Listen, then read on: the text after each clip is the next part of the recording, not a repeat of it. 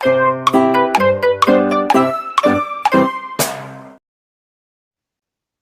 In আছামিজৰ অন্য এটা ভিডিঅ'লৈ আপোনাক স্বাগতম।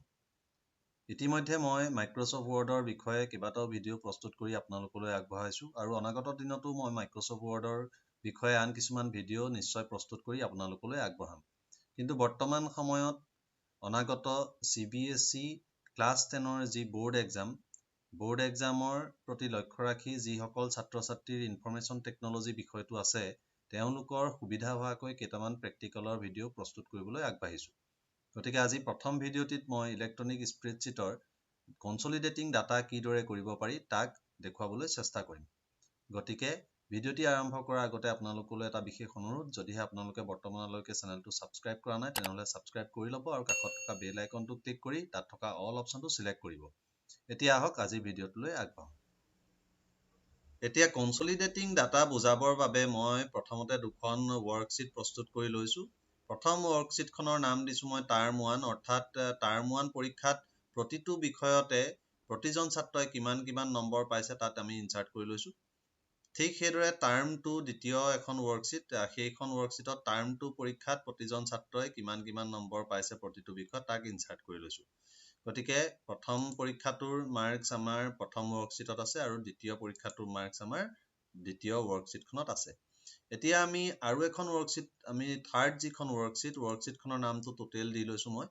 এতিয়া কি কৰিব লাগে, প্ৰথম পৰীক্ষা আৰু দ্বিতীয় পৰীক্ষা দুয়োটা পৰীক্ষাতে প্ৰতিজন ছাত্ৰই প্ৰতিটো বিষয়ত মুঠ নম্বৰ কিমান পাইছে তাক আমি দ্বিতীয় ৱৰ্কশ্বীটখনত উলিয়াব লাগে।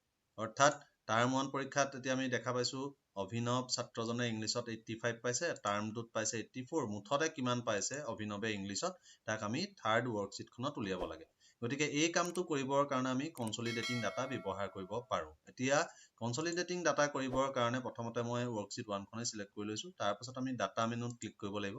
ডাটা মেনুত ক্লিক কৰাৰ পাছত আমি তাত কনচলিডেট অপশ্যনত ক্লিক কৰিব লাগিব। ক্লিক কৰাৰ লগে লগে কনচলিডেট ডায়লগ বক্সটো অ'পেন হ'ব। ইয়াত আমি প্ৰথম অপশ্যনটো দেখা পাইছোঁ ফাংচন। ইয়াত আমি যদি ক্লিক কৰোঁ ড্ৰপ ডাউন মেনুখন দেখা পাম। ইয়াত কেইবাটাও ফাংচন আমি দেখিবলৈ পাইছোঁ। অৰ্থাৎ আমি কনচলিডেট যেতিয়া কৰিম তেতিয়া আমি এই সকলোবিলাক ফাংচন আমাৰ ডাটাসমূহৰ ওপৰত আমি এপ্লাই কৰিব পাৰিম। কিন্তু এতিয়া আমি যিহেতু আমাৰ নম্বৰসমূহ আমি যোগ কৰিব বিচাৰিছোঁ, গতিকে আমি ছাম ফাংচনটো চিলেক্ট কৰিম। আপুনি যদি বেলেগ কিবা ফাংচন এপ্লাই কৰিব বিচাৰে চিলেক্ট কৰা ডাটাসমূহৰ ওপৰত, সেই ফাংচনটো আপুনি ইয়াৰ পৰা চিলেক্ট কৰি ল'ব পাৰিব। গতিকে ছাম ফাংচনটো আমি চিলেক্ট কৰিম। এতিয়া দ্বিতীয় ষ্টেপটো হ'ব আমাৰ চ'ৰ্চ ডাটা ৰেঞ্জ। যেতিয়া আমি চ'ৰ্চ ডাটা আমি চিলেক্ট কৰিব লাগিব, আমাৰ চ'ৰ্চ ডাটা দুখন ৱৰ্কশ্বীটত আছে। টাৰ্ম 1 ৱৰ্কশ্বীটখনত আমাৰ ফাৰ্ষ্ট এক্সামৰ মাৰ্কছ আছে আৰু টাৰ্ম 2ত আমাৰ দ্বিতীয় আমাৰ পৰীক্ষাটোৰ মাৰ্কছ আছে। গতিকে প্ৰথম আমি চ'ৰ্চ ডাটা ৰেঞ্জটো আমি চিলেক্ট কৰি ল'ব লাগিব। চিলেক্ট কৰিবৰ কাৰণে ইয়াত এটা শ্ৰিংক বাটন আছে, তাত ক্লিক কৰিব লাগিব। ক্লিক কৰাৰ লগে লগে ইয়াত আমি দেখা পাইছোঁ আমাৰ টেক্সট বক্সটো আমাৰ সৰু হৈ গৈছে। ইয়াত আমাৰ ৰেঞ্জটো আমি ইয়াত ইনচাৰ্ট কৰিব লাগিব। গতিকে আমি কি কৰিব লাগিব, আমি গোটেই ৰেঞ্জটো ইয়াৰ পৰা মাউচৰ সহায়ত এইদৰে ড্ৰেগ কৰি আমি চিলেক্ট কৰিব লাগিব। চিলেক্ট কৰাৰ লগে লগে দেখা পাইছে ইয়াত ৰেঞ্জটো আহি গৈছে।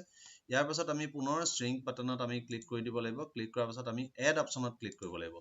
এড অপশ্যনত ক্লিক কৰাৰ পাছত পুনৰ আমি দ্বিতীয় চ'ৰ্চটো আমি ঠিক একেদৰে চিলেক্ট কৰি ল'ব লাগিব। তাৰ কাৰণে আমি টাৰ্ম 2 যিখন ৱৰ্কশ্বীট আছে ৱৰ্কশ্বীটখন উলিয়াই ল'ব লাগিব। উলিয়াই লৈ আমি পুনৰ শ্ৰিংক বাটনত ক্লিক কৰিব লাগিব। ক্লিক কৰাৰ লগে লগে এতিয়া আমি ইয়াৰ পৰা 2 নম্বৰ ৱৰ্কশ্বীটখনৰ ডাটাখিনি আমি চিলেক্ট কৰিব লাগিব। আমি এইদৰে চিলেক্ট কৰি ল'লোঁ।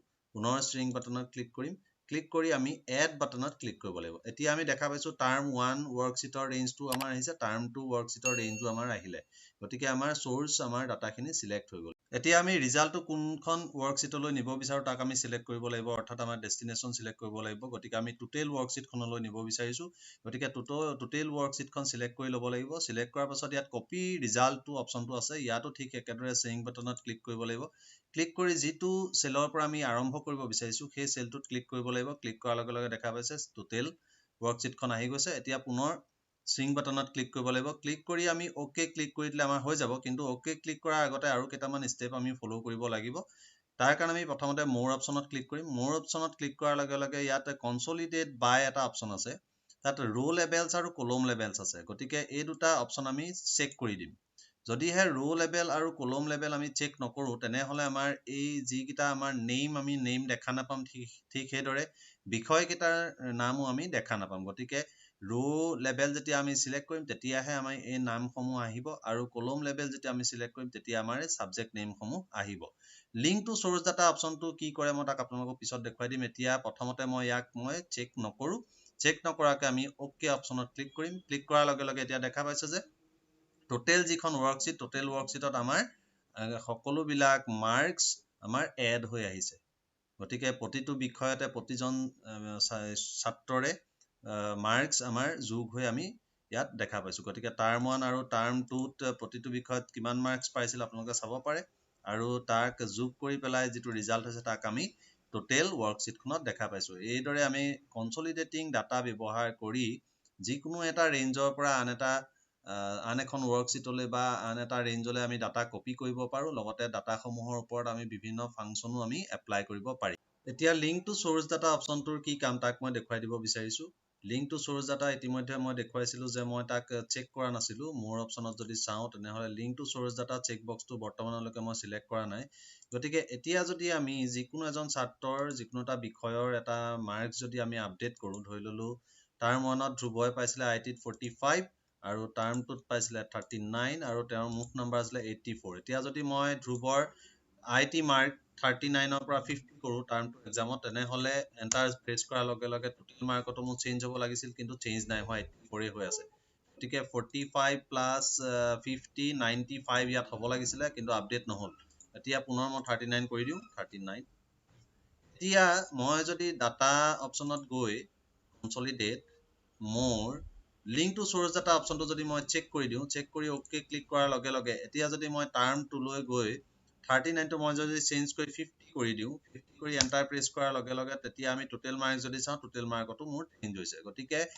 যিকোনো এটা সোৰ্স ডাটা চেঞ্জ কৰাৰ লগে লগে অটোমেটিক্যালি তেতিয়া তাৰ ডেষ্টিনেচনত যেটো আমাৰ ৰিজাল্টটো অটোমেটিক্যালি চেঞ্জ হয় বা আপডেট হয় গতিকে লিংক টু সোৰ্স ডাটা অপচনটো আমি চেক কৰি ৰাখিলে যিকোনো এটা ডাটা যেতিয়া আপডেট হ'ব অটোমেটিক্যালি তাৰ ফাইনেল ৰিজাল্টটো আউটপুটটো আমি আপডেট হোৱা দেখা পাম গতিকে এইদৰে আমি কনসলিডেটিং ডাটা কৰিব পাৰো যদিহে ভিডিওটি চাই ভাল পালে নিশ্চয় লাইক কৰিব কমেন্ট কৰিব আৰু লগতে চেনেলটো সাবস্ক্ৰাইব কৰি ল'ব ধন্যবাদ